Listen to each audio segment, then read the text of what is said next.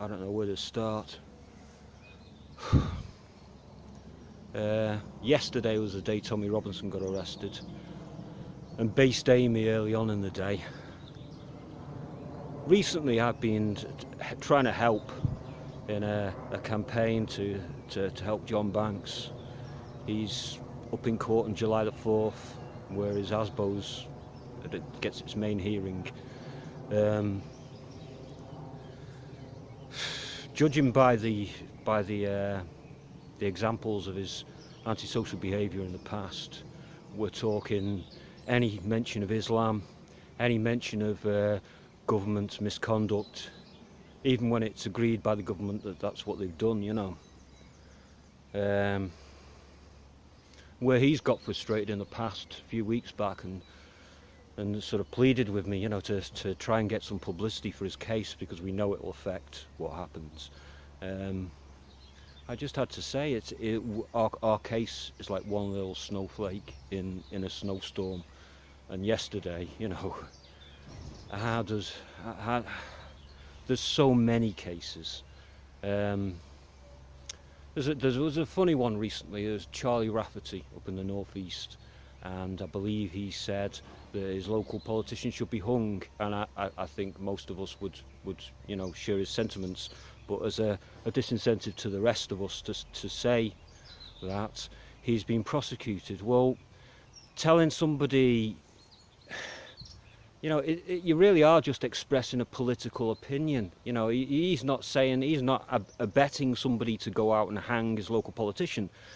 All he's saying is that he thinks, you know, if the courts work the way they should do, that local politician will be getting hung, which, you know, a third of the country agree. You know, are you gonna imprison a third of the country, or you're just banking on if you imprison one person, then the rest of us are going to shut up and not say what you don't want to hear. They're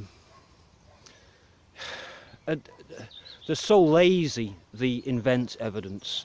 There was a case, Ian McCready, it's, you know, same neck of the woods as Charlie, and I think it was a Facebook post, it might have been a Twitter post. You can see on my Facebook page, I shared his complaint about it recently, but somebody has fabricated a post, they've edited it using sort of like Paintbrush or Word or some damn thing. In fact, I think he mentioned Word, and he's won the case. He's proven that they've lied and fabricated evidence, but, you know, nobody's done anything about the people that fabricated the evidence. That we still pay taxes to fund, and we're just, you know, well, those of us who pay taxes, we're just paying for these bastards to try and stop anybody really telling the public what they've been up to. They want us to keep voting for them, and now there's more of us, going by every recent opinion poll, there's more of us now with this opinion that they're just betraying us and they're just allowing in an invading army. There's more of us with that opinion than have ever voted for any political party. So now they're throwing political leaders in prison. You know, I know Paul Golding is out at the moment, but he's out on such a strict licence, such conditions as he must not engage in any political activities. So if he really has had all this trouble because of antisocial behaviour, why is this condition in there? Why does it actually say political activities in the clause? And there's other ones, like he mustn't communicate with anybody else in Britain first, he mustn't communicate with Jada Franson, he mustn't talk to the media. You know, that's a common thread here. Not like the media would listen or publish anything. That's one of his conditions. He mustn't talk to the media. If I was him, I'd just talk to the media. And then there's no way of dressing up why they've arrested him.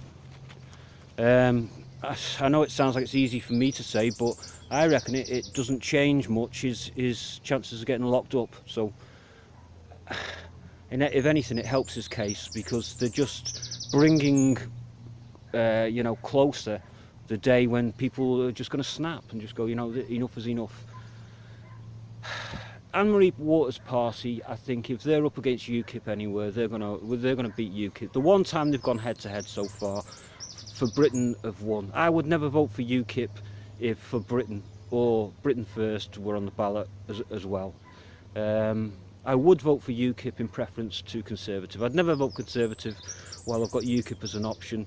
I'd never vote for Labour while I've got Conservative as an option, although I realise Conservative and Labour, they're almost the same thing, but even so, Labour are doing it on purpose. Conservatives are just doing it because they're gormless. They're doing it by accident.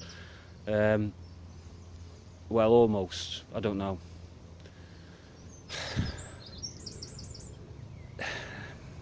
I just don't know what to say. We just expect...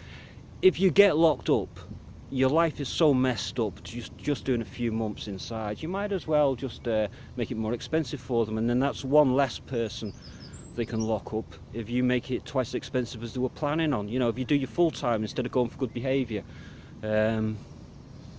you know, don't be in an open prison. It's cheaper for them. All you got to do is just go for breakfast at a local cafe, and then they've got to put you in a proper prison that's a lot more expensive, and they've got to extend your sentence a little bit.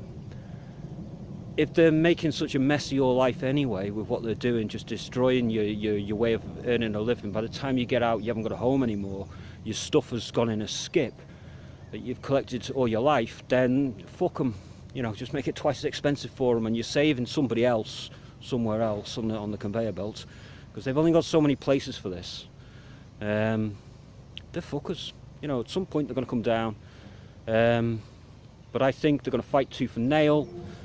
The police are effectively just supervising the Antifa and the Muslim mobs at the moment. There's so many stories out there of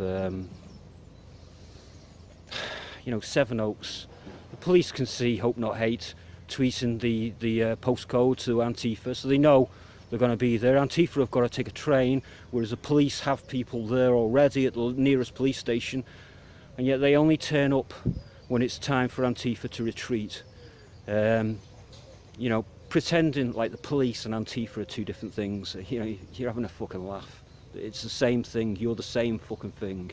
Pretending like the jihadi mobs that turn up outside people's houses that you refuse to search, pretending they're not part and parcel of the same thing, that the police and the jihadis are effectively part of the same fucking army, just two different divisions.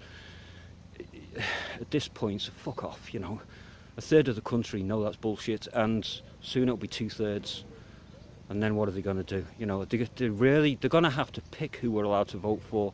I mean, they're already doing that. They decide what is acceptable in the constitutions of new political parties. It's not for the voter to decide what's acceptable. They decide. They give us our choices. They don't understand how democracy works, or I guess they do understand. They do realise that it is supposed to be our choice, but they don't want democracy to work, because they know they wouldn't be in power if democracy worked. If we were allowed to know what the fuck we were voting for, unfortunately we still got 2/3 of the country just relying on TV. They wouldn't be in power, would they? They'd all be packing their suitcases and running the fuck away. Okay.